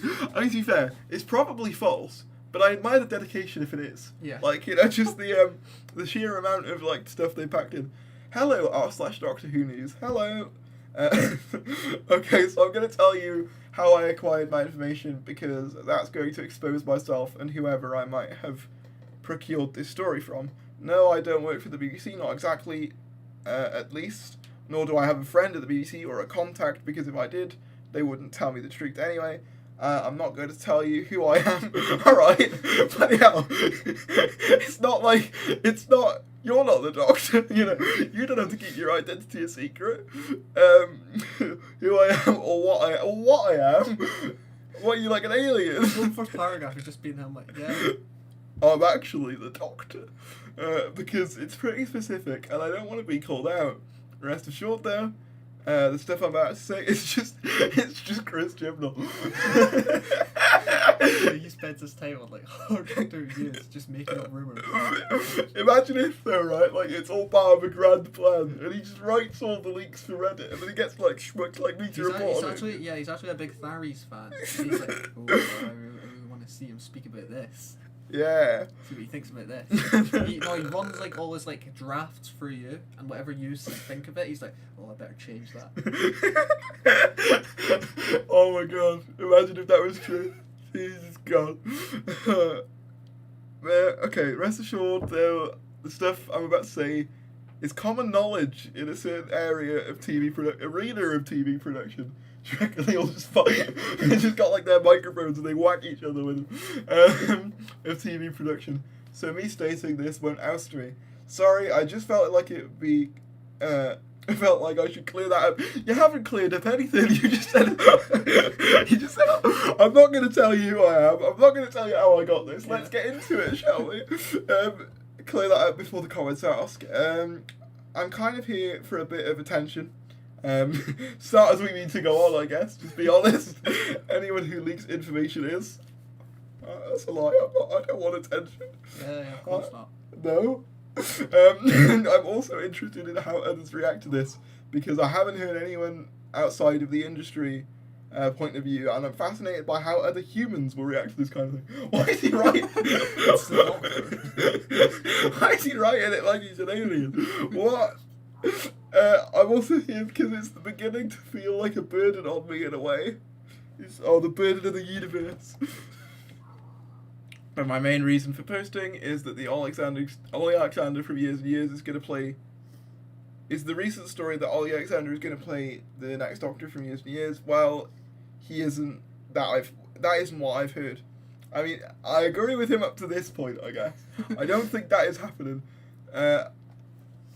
Nor would I think he's exactly right for the role or what I got the impression that the BBC is looking for. As far as I understand it, BBC is in the final contract processes with a new actor for the role, and the new Mirror article is correct about the 2 Jodie specials in 2022. Yeah, I feel like that's pretty spot on, to be fair. Like the Mirror article, I'm pretty confident is accurate. Not this, but just that article. Yeah. Because like there's some parts I've seen of this, I'm like, that's not happening, is it? Just even in the beginning, where it's like, I want to know what other humans think about this, you know? I think no matter how out there something's going to be, there always has to be a little bit of truth sprinkled. Yeah. To give it a little bit of credibility. Well, that's why I find leaks fun, because you kind of get to pick apart which bits you think are accurate. Which one's probably not. I suppose once you've seen like a few of them, you can kind of like make connections and merge what. That's the interesting thing is that like a lot of the sort of ideas have kind of been merging together, which could be the result of people copying of each other, or it could genuinely just be, you know, the story's getting more consistent now because more things are coming out. Like that's what's interesting, I think. That and just hearing what other people think could happen, I think is interesting in its own way. But it's the same reason theory content is good. It's just with this, it's just like people saying that it could happen. I guess that's the only real difference between a theory and a leak, really. At least in my head. But and the new Mirror is confirmed for 2022. They will probably have a New Year's one and an Easter one. Yeah, that's something that was reported before. I actually did a stream on that at some point, I think. Although this isn't 100% confirmed, I don't think. They also say Series 13 will be airing in September, October. If it's September, they need to get their asses in gear and start. I think it is October. I think they were going for a late October release. Yeah. Because I heard even like a Halloween start date. Yeah. Because that's a Sunday. I think you're probably right. Because if it's what did they say, September, then they're leaving the marketing very late because it's like what? We're almost in July now. So you say that, but I mean, Series 12 did it until like the last week or two. But I think that's what they're going to do again. But that's what annoys me. Like, it clearly didn't work for Series 12 because the ratings weren't as good. It's like they didn't learn anything. It's like they didn't learn anything from Series 12, and they're just like, let's do the same strategy again. They really just like go for that thing of like, oh right, we have 1 week to go, and like they'll try and put out as much as they can, but it's not enough. They're like, okay, everyone will be really like looking forward to this thing now, and like they're craving it. Yeah. They've been craving it this long, so we'll just give them everything. But I feel like if you leave people with nothing for so long, they just get more annoyed than anything. And then when you give them like tiny little bits, they're like, is that it? Yeah. You know, I feel like the longer you leave it, the higher people's expectations actually go. So I feel like it's actually detrimental for them to be keeping this much just in the dark. Like, we haven't even had a promotional image. Like, at least for Series 12, we had the Jejune and the Doctor. We haven't even had anything like that, and it's just annoying me. Like, just do something, for God's sake. You know? Yeah, especially if it's only, like, 3 months off. Like, it's not that long, really. Like, 12 weeks until it's meant to air. Like, well, I mean, Moffat would, like, release trailers, like, 6 months before, like, the season came out. And I mean, we were speaking about this the other day when we were in Cardiff, like, the RTD era, like, would just put out, like, 20 photos from, like, one shoot. Yeah. And, like, don't get me wrong, I don't want to go back to the times where they, like, put a trailer out 6 months in advance. Because I think that is way too, like, early. Yeah. I think it's way too much too soon. But equally, there's got to be a better solution. It makes sense to, like, target, like, certain events. Because, like, they seem to be doing this, like, weird thing of, like, sports events and stuff. Yeah. But, like, I remember they've not been doing it at, like, the Comic-Cons and stuff. Yeah, like, Series 12 didn't have any presence at Comic-Con. Yeah. And I'm like, you've just missed a golden opportunity there, really. And I doubt they'll be at Comic-Con this year, because that's July now, isn't it? I think it got pushed back, I'm not sure. Although it'd be interesting to see if they do anything for the Euros finale, because I know that was something that was talked about, and I think that could happen, but I do just feel like Comic-Con's just a better place. Yeah, because, like, football, comic convention, what one are the Doctor Who fans? What are the ones that the Doctor Who fans are going to be paying attention to? What are the ones that all our nerd fans are going to be paying attention to? Oh yeah, the football, great. No. I get why they want to do it though, because they want the general audience as well. But then if they want the general audience, why do you do storylines like A Timeless Child? Yeah. Like, general audiences aren't going to give a toss about that. It just baffles me. I just wonder sometimes, who is this era actually for? Mm-hmm. Is it for the casuals who are trying to get back into it? Or is it for hardcores who like all the lore and stuff? But even then they might not like the, I'm going to carry on, because otherwise... Yes. Where did we even get to? I don't know, we're like somewhere midway through that. September, October, with all the filming, including 2 specials, to have been finished by mid-August to allow Chibnall time to promote or something along those lines. Jodie is said to be leaving as she doesn't want to simply become known as the Woman Doctor. I feel like if they go back to a male immediately, though, that is kind of what she'll be referred to as. That's why I said, like, the next one should be a woman. Yeah, I do agree, but, like, equally, you know, I don't want... Because, like, when the Olly Alexander thing came out, people attacking him for, like, being a white bloke and stuff. It's like, it's not his fault, is it? Come on now. Calm down. It's just, like, you don't really want, like, there to be, like... It doesn't look good for there to be, like, No. 12 males. I mean, like, it looks so weird. Like, you can see it on my shelf there. I've got, like, all the Doctors in, like, a line. Capaldi's too tall. Yeah, Like, he's too tall for my shelf. But, like, yeah, you can see, like, all the male Doctors are around. There's just one woman in the middle, and it does look a bit odd.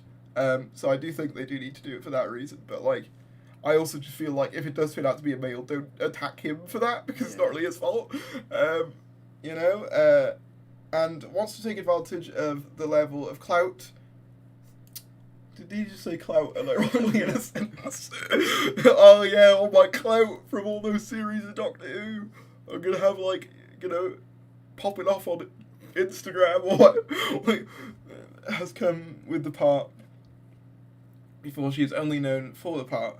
Chibnall is said to be said to be staying on for Series 14. His contract was originally for 5 series, but due to COVID, it has been cut down to 4. I could believe that, probably. I could imagine him doing another series after this one. Yeah. But I kind of don't want him to be honest. I kind of want him to leave with Jodie, if I'm being honest. Like, due to COVID, it's been cut down to 4. Due to certain delays and other legal things, Doctor Who's been getting in trouble with the police. Doctor Who GTA, something to do with the dates of production being what is written in the contract rather than the episode count or series count. Someone smarter than me could probably explain. Apparently he's been grooming Peter McTeague, who wrote the 2 episodes and did a BBC show recently, to be the next showrunner. I honestly think, like, Pete McTeague isn't the strongest choice, though. No, but I don't know. I feel like his stories haven't shown it, but I think, like, how involved he is within, like, the Doctor Who, like, world. Because I know he rates, like, the trailers and stuff for, like, the Blu-ray stuff. Yeah, and it's obvious that he's a fan, and, you know, like, that does definitely shine through. Like, how much of, like, his stories have been, like Hilliard because of Chris Chibnall. Yeah, I do wonder that, but then equally, as Chibnall kind of proves, just because you're a fan of the show doesn't True. automatically Yeah. mean that you're perfect for the job. And I do wonder like whether someone like Maxine Alderton would be a better choice. And it would be a step for progressivism as well, because you'd have that's your very first good, female yeah. showrunner. And I feel like that is the next logical step to go. Like after you've had a female Doctor, have a female showrunner. And like Maxine Alderton to me, She's only written the one like thing so far, so. Yeah, but like I do feel as though like that's the one where Jodie's Doctor's at her best for me, probably. She's like the one where she feels the most like the Doctor. Like that speech, I've sung the praises of that one speech, the team structure isn't flat speech. I genuinely think that's quite good because it just feels like yes, an emotion. You know, you're feeling something. Doctor's actually taking a stance. Yeah, and she's actually asserting authority, and I'm like, finally. Yeah. But it's just, you know, I hope we get more of that. And like, apparently Maxine Alderton's a co-writer, so maybe Yeah. I'll get my wish. But yeah, I hope that is the case. Where were we again? Can't tell if we'll think there's like something to do with. Okay, so Pete McTeague apparently wrote 2 episodes and did a BBC show recently to be the next showrunner. What is happening is that McTeague is going to help out with Series 14 a bit, with casting of the new Doctor, with Chibnall partly caretaking and partly wrapping up loose ends, kind of like a gradual takeover. That would be somewhat interesting to have like a slow transition between one and the other. Could Although be interesting. part of me does sort of think you lose some of the marketability of a big change if I it's slow. suppose, Because yeah. like if it's so slow that no one notices it, like is it really going to feel like a big change when you eventually get the full takeover? If you know what I mean. I don't know. Yeah. It's interesting though. Like it's a different approach, and I would be interested to see if they ever did do it, because it's not something we've ever really seen before. Like they like to try and I guess almost- I kind of feel like how season like 17 went to like season Yeah. 18. yeah. Of Tom. Yeah, and it's almost like the same thing, but also, obviously, it's very obvious, like, going between those two, that there's very much a stylistic Yeah. shift. But, like, if It's it not was... like the fresh start kind of thing. Yeah, if it was happening, like, mid-series, though, and there was, like, 2 people behind it, I don't know whether you'd have as much of a tangible change, No. really. But, like, I don't know. It's something- weird because although like Chibnall has like how long Chibnall took over in late 2017, right? Yeah. Yeah. It's weird. It doesn't feel like a big change is like due in a way. Like it feels too soon. It does, but then I also feel like it feels like... I feel like it's needed. I but feel it like feels it's too been... soon. It feels like it's been too soon, but also like it's been ages at the same time. I I kind of... think it's only because we've only had the 2 seasons. Yeah. They've just been so spread out. Yeah, but I do sort of feel like I think it was Lord Slaw who said this on Twitter once, that like I've never seen anything get stale as quickly as the Chibnall era Yeah. did, because at least with like Moffat it got to like series 8 before people properly started. Yeah. I mean the people were complaining before Well, that. I think like season 6, like people like no, because it never became stale. I think people just weren't happy with where it was going. Yeah, but I never saw anyone bored of it. Season 7, maybe. I mean maybe I've got the wrong like end of the stick, but I never saw anyone bored of it No, or like actively wanting change during the Matt Smith era. I think maybe like season 7, because I know like that got a lot of backlash. Yeah, at the to time. be honest, I've always Would be a said bit though, mad. I feel like I don't know if that was the Impossible Girl arc. Time of the Doctor would probably have been the time that I'd have said Moffat should have left.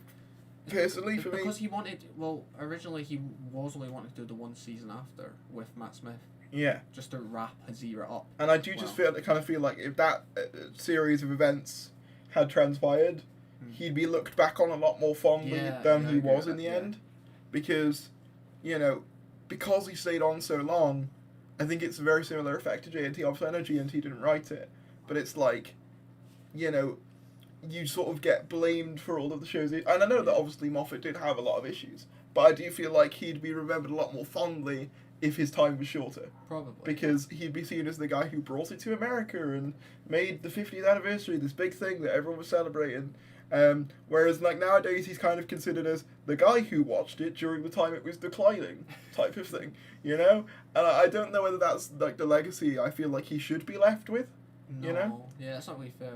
Because he did also maintain its popularity Yeah. for the most part. For like a good 3 series, I would say, kept it relatively close to like the David Tennant era, which is like the highest it had ever been. So, and I think to do that was like yeah, a he massive... made the show like international, like. Yeah, and that's like a massive achievement to be able to do that. But So it's gradual takeover. The BBC think the initial publicity of a female Doctor was what helped to make Jodie's first series such a success. I would agree with that. I feel like Jodie's casting was a massive part of Series 11's marketing. Oh, yeah. Because, like, with Series 12, you didn't have that novelty, and I think as such, the marketing massively You suffered. had, like, the whole breaking the ceiling thing, and then, Yeah. like, About Time and all that Yeah. stuff. I do think people have, like, I think with me, the thing I've realised is that a lot of people say that, you know, Jodie being cast was a political thing. I don't think it is in the slightest. I think it was a marketing thing more than anything else. I think it was, like, because that was kind of the trend. You've got to think, like, when Jodie was cast, you know, we just had the Ghostbusters reboot. We just had things like Terminator be announced with, like, a female lead cast. So that was kind of the trend of the industry to have, like, these established franchises with new female leads. And you had Captain Marvel coming out around the same time. So, like, they were just hopping on what a trend was. And they were just hopping on what was good for, like, marketing, I guess. I don't think it was, like, a political move, really. I think it was just them going, Well, I think it was part of both. I think it was just like, well, why hasn't the Doctor been a woman yet? Yeah. But I also then feel like they didn't really do anything with it. Yeah, that was my main thing, because I feel like there were certain stories in Series 11 that you could have really focused on that. Like, the Witchfinders. Yeah, I was going to say the Witchfinders. Yeah, they did not push that anywhere near as far as they should have. Yeah, no, I completely agree. Like, and I know that, like, some people say that they prefer the idea of it not being a massive issue, and I understand why. But it's like, you've cast, like, you've got, like, the perfect casting now to tell these stories and, like, make them as poignant as you should. Because, I mean, they went quite hard on it with Rosa and the racism side of things. So why not, like, write these things in? Yeah, like, might write having some challenges with this new form, because it's the first time in a very long time, if, you know, Capaldi is to be believed, when, like, he was maybe, like, a girl as a child or something. But, like, it's the first time in centuries that the Doctor has been a woman. Mm-hmm. Surely that would, you know, you'd feel some level of change. Like, if you woke up as a woman tomorrow, like, there's going to be things that you're going to have to adjust to.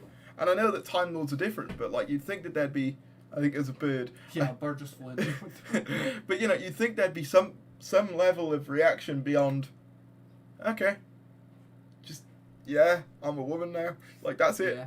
You know, you'd think there would be more of a reaction, but, it's a story opportunity, like... Yeah, I agree. I know some people think that, like... capitalise off it. But I think Missy's the perfect example. Because Missy isn't the same as the mouse. And I know that, like, it's still got to be the Doctor at the end of the day. But I feel like, if you're going to make a change like that, then have it mean something in the narrative. Well, strangely enough, they kind of did do it in, not with a gender thing, but in Spyfall Part 2, like, they used the Master's race. Yeah, I mean... they used it in the worst possible way. They used it in the worst way of, like, being, okay, so this is a thing... Maybe don't use it like this. The Doctor doing this. Now they'll see the real you. No. I honestly, it does baffle me that scene. I don't think it was supposed to come across the way that. No, I know, but surely like multiple people would have had to proof watch that, edit that, and not at one point did anyone go, "This scene's a bit odd." Seems a little bit racist. Yeah, I don't know. I think it wouldn't be as bad if, like, the show at any point ever questioned the Doctor's actions, but it never does. It's like, yep, the Doctor is always right. It's weird how 13 is, like, seen as, like, the most, like, positive, happy-go-lucky Doctor, but yet she's, like... She makes some of the most questionable decisions of all of them. Like, people bash on, like, Smith for, like, his weird, like, behaviour. That was weird, don't get me wrong. But, like, you know, if you're going to do that, then at least acknowledge the fact that, like, 13 has literally blown people up for no other reason than she felt like it, really. Because, like, kablam, she could have easily saved him, I feel like. Yeah. Because if you rewatch that scene, she actually chooses to have them detonate. What she could have done is just go, and keep these boxes closed and never open them. And then they just bin them. And that way, you avoid explosion. But no, they were like, yeah, let's set them off. Do what everyone does with bubble wrap. It's like, you could have just left it. But no. And it's like, so she did just sort of kill someone for no reason. Yeah, the whole spiders thing. Yeah. And then there's like that line in Kablam as well, it's like, the systems aren't the problem. It's like, you sure? Because they literally are monitoring people's conversations and, like, won't allow them to move without their, like, consent, because it's got, like, that ankle bracelet thing. And it's Yeah, I like, forgot about are you that. sure the system isn't the I feel like the system's actions are a bit dodgy. It literally killed a person to make a point. I feel like they are they are a bit questionable. What was the next bit? The BBC think the initial publicity of a female Doctor was what helped to make Jodie's first series such a success, yeah. But a lack of monsters and known characters, as well as poor promotion, is what made the show lose a fair amount of viewers. I would agree with that, but then why did they not fix it for Series 12? Like, they fixed the known villains thing, but I don't think the known villains was really an issue, but, like, that's me personally. I think they only done that with like for a promotional thing. Yeah. I think they were like, oh, if we have a bunch of returning monsters now, then But if you don't market them, yeah. people aren't gonna give a damn. Like, yeah, they showed the Sunmail and like the trailer 2 weeks before it aired. It's like, well, you've not given people enough time to get excited, To really. be fair, I think the stories with the returning monsters were the only ones they did market. Yeah, that's a good point. But then that's the thing, they only marketed them to the people who already were watching anyway. Yeah. So, like, you know, I feel like if they did that more, if there was like a trailer, right, where you saw like, you know, like kind of similar to the Series 12 trailer where you had like Ashad in the flames and like, you know, marching sounds and stuff, and then you had like a thing where it's like the Cybermen are back, and that was on TV, Yeah. people would be hyped because it's like, oh, I remember the Cybermen, you know, they're bringing that back for the next series, I'll watch that. But no, they were just like, here's a trailer 2 weeks before. Yay. It's like, you know, they've just got to, you know, there's so many things they could do, it just annoys me. Is what made the show lose a fair amount of viewers. Notable due to how Chibnall's finales have not risen in viewing figures, but continue to drop. Which was not the trend in the Tennant Capaldi years. Yeah, that is one thing that, like, I have thought about, is that, like, normally in the Tennant and, like, Smith and Capaldi eras, like... I thought it did drop in Capaldi. Like, it I mean, maybe in definitely Capaldi, but, like, what I mean is, like, the specials were always, like, the high point of the viewing figures, whereas, like, these days, they're kind of just consistent with what the series is already doing, kind of. Yeah, I don't. I feel like it's partly down to them moving it to New Year. Yeah, 'Cause on Christmas Day, you're kind of forced in with a family to watch it. Yeah, whereas, like, New Year's, no one... Yeah, everyone's like hungover or like going out and getting Yeah. drunk. I don't think anyone actively celebrates New Year's Day. New Year's Eve, perhaps, like, you know, you have, like, a New Year's Eve party or something, but not New Year's Day. No one's doing anything on New Year's. Yeah, everyone's just feeling like shit from the night before. Yeah, exactly. The BBC have also questioned some of Chibnall's approaches to racier topics, such as mental health. Oh, God. Oh no. Oh, man. Although, I do kind of feel like this is kind of, like, written by someone who doesn't like the show. And they're going, yeah, they're questioning his actions behind that. Then again, though, if they did genuinely get complaints about that, because they did, didn't they? About that scene in Can You Hear Me? Probably. So they might be like, hey, bro, was this, like, you sure about this? Maybe they did. Like, you know, it could be the case. That scene is weird. I don't care what anyone else says. I know that she's awkward, but, like, she could have said something. Yeah. Or given him a hug or something. You know, she could have still been awkward, but, like, not just go, anyway, just carry on. Like, that scene is just so bad to me. But, due to complaints about Can You Hear Me and climate change, Orphan 55, which received a very low audience index score, apparently. I don't know about that, I haven't really checked. Therefore, he has been told to limit this. Thing is, I don't think the idea of including those themes is the issue. It's the way you portray them and the way that you, like, write them is the issue. Like, because, you know, like, with, like, Orphan 55, I haven't got anything wrong with the idea of a climate change episode, but it's the fact that, like, the last 10 minutes of that episode are literally them going, guys, we need to change. You have a story. You have a story about the point, and then at the end you just reaffirm the point to the audience. Yeah, or like they'll outwardly say what needs to be done, like where it's like in Can You Hear Me when Ryan meets his mate, I don't know what it's called, like it's Tibbo or something like that, but like he goes to meet his friend and he's like, you need to get help, and it's like that's, and then the episode ends with him getting help, and it's like, it's kind of forced the message in a little bit, you know, you kind of, it's, but what was the next bit, where was I again? I keep forgetting. Tennant and Capaldi eras, that's where I was. The BBC have also... No, I've read that bit already.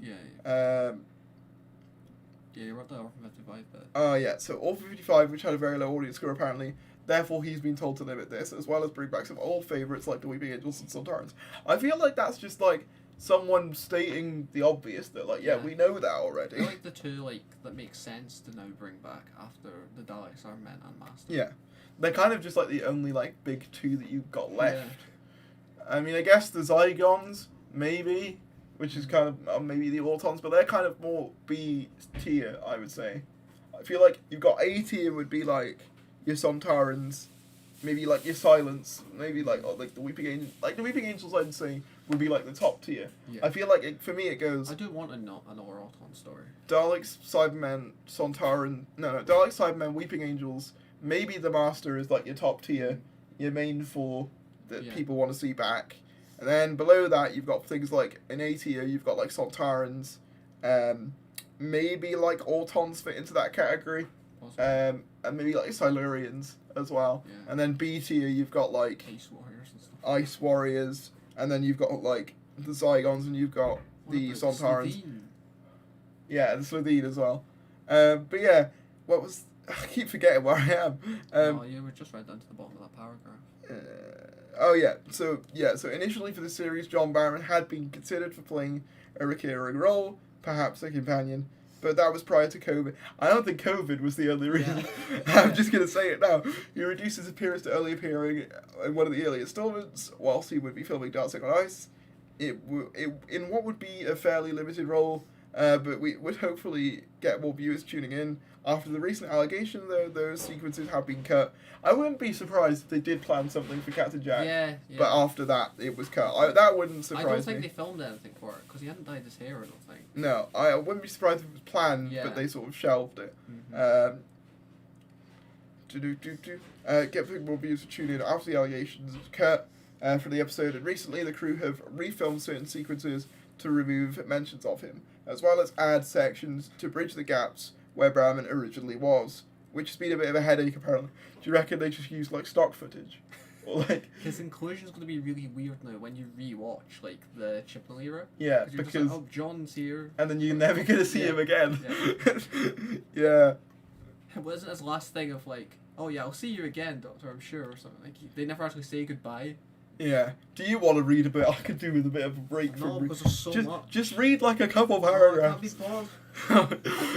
is the Tharries stream. People tune in for you. I know that, but like, this is a collab stream, so you're here. So do some of the work. No, because I'm just taking it in. I'm like a RIL audience. RIL? Real. In real life. In real life. IRL, yeah.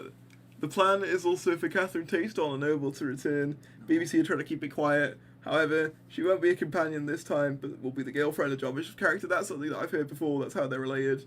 Who has a messed up past, including divorce, and something about his daughter not being around, which is why he will be living with his parents. Supposedly, she will reappear.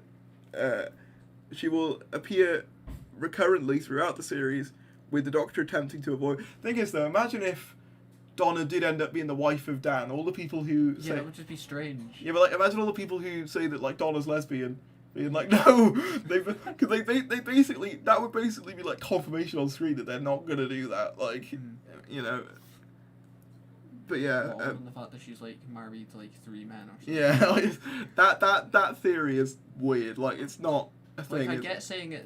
she could be bi. Yeah. Like, but I don't care. I don't care. Like, no, what it doesn't. Starstans do. No, it like doesn't bother me. It's just like a weird like headcanon to have. But it is just kind of like I just don't like it when people get super defensive over headcanons and things like that's where I like don't like it. Like headcanon, whatever you want, have whatever stan ship whoever you want. Just don't like push it or like have a go at like other people first. Who don't Because people are going to say, but she was married 3 times when you say that she's a lesbian. Like that is just going to be the natural response that people are going to say. You know what? I'm just going to give the play-by-plays of this because Series 15 is planned for the autumn. Oh my god, this goes on for far too long. Yeah, that's what I was like, Jesus Christ. Alright, let's just take this with a pinch of salt, although... Alright, so that's not... Oh yeah, we didn't even get Leonardo DiCaprio and Will Smith, Dwayne Johnson. You know what? I'm just gonna say Dwayne Johnson's the Doctor. That's it. That's what I'm taking from this. I'm not reading this. This is far too long. You know what? I'll just from like those last like 3 lines, it looked like a lot of nonsense anyway. Yeah, just those people being in it at all. scan read this, and it looks like a smattering of realistic but unfounded speculation. I agree. Fractal rock. I agree with you. So either Knightley or McAvoy. So it's stuff about the 14th Doctor as well, apparently. But yeah, you know what? If you want to read that one, I'll put it in the chat. So you can read it at home, because I've had enough. I've had enough of this. It's far too long. It's literally just outlined like a Bible of like entire series 13. The thing is, you could like break it into paragraphs and then just milk it for like solo videos on your channel. Yeah, I mean, I did consider making a solo video on this, but I was like, I can't really be arsed. Make like 9 leak videos just from that, like. Yeah, that one video. Yeah. God damn it! I won't carry on reading Antonio. Leave me alone. Just because, like, I've got, you know, just because I've got someone else from Doctor Who to on here doesn't mean you get any power here. You have no authority.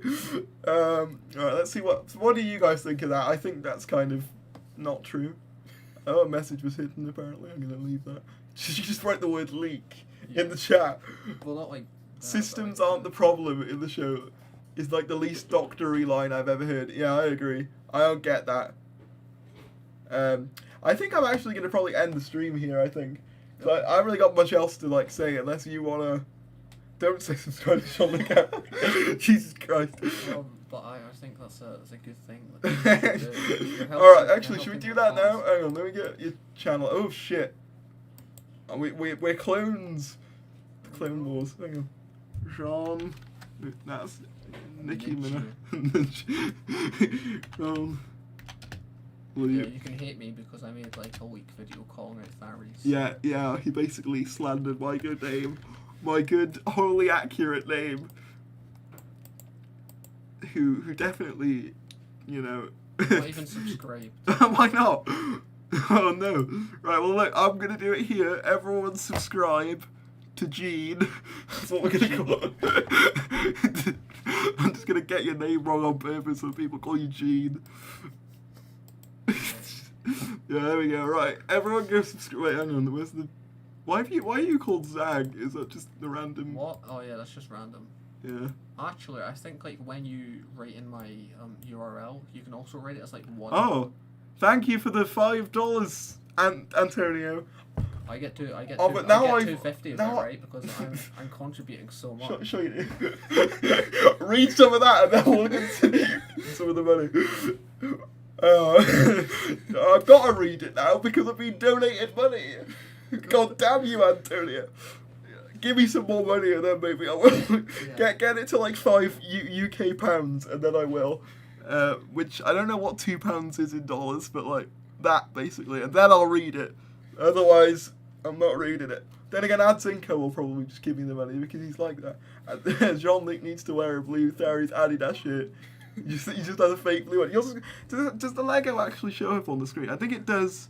Very like he just stands up. He's flexing on me. He's about to stand. Told you guys we're in an alternate universe where Tharries. Here's some of the other guys. It was an alternate universe. Oh shit! It was an alternate universe Tharries. Here's some of the other guys. All right, so you're basically alternate version of me. I'm you if you could walk. I'm Scottish. Yeah. This is basically just the better version of me in every way, essentially. Because look, you actually make content. Good point. You actually have like work ethic. Although, could you consider this? Is this content? Are you enjoying this content, guys? Which is essentially just you've had someone donate $5 to you. That's true. I have, but it is that's Antonio. More than me. Yeah, that's true. Yeah, I think I am gonna probably leave it though, unless someone like just goes, "Here's like £1 million," but I am probably gonna leave it. Thank you all for watching. I'm actually knackered. I don't know why. I think it's just because we've been like talking. I've been like saying so much. I had to read like half the plot. Yeah, because usually with these streams you have like 5 things and it's not that much. No, but like with this, it's like because I haven't done one of these streams in a while, so they all just sort of like came at once. So I was just like, well. Oh, by the way, You've been going for quite a while as well. Something I haven't mentioned is I haven't even got my copy of Doctor Who magazine yet. I literally subscribed. Damn. Still haven't got it. What was the other thing? There was something else as well, wasn't there, that came out recently? I don't know what it is. Oh yeah, I still haven't got the season 24, because I know some people have got them. I got like an email saying that mine had turned up, but yeah, mine hasn't. Imagine if it's just been stolen. It's like, it's mine now. It's $1 million donation. Keep going. You know what? If someone donates that, I'll keep going. But I don't think it's gonna happen because all my audience, I don't think has that much money, which makes sense because I don't have that much money. They're Doctor Who fans, so they're constantly buying. Yeah, that's a good point. But if anyone in my audience is a millionaire, give me money. Yeah. But I think I am gonna end it. But thank you all for tuning in. It's been a very fun stream. I like having someone else just to like make jokes with. Got you, fam. Don't do it. For God's sake. You'll have to read some if you want, if we do it. Oh, fine. Just wait and see if they. I know. You know what? I'm gonna end it because I don't want it to happen. Thank you, everyone.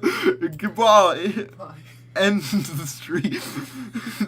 I'm not allowing it to happen.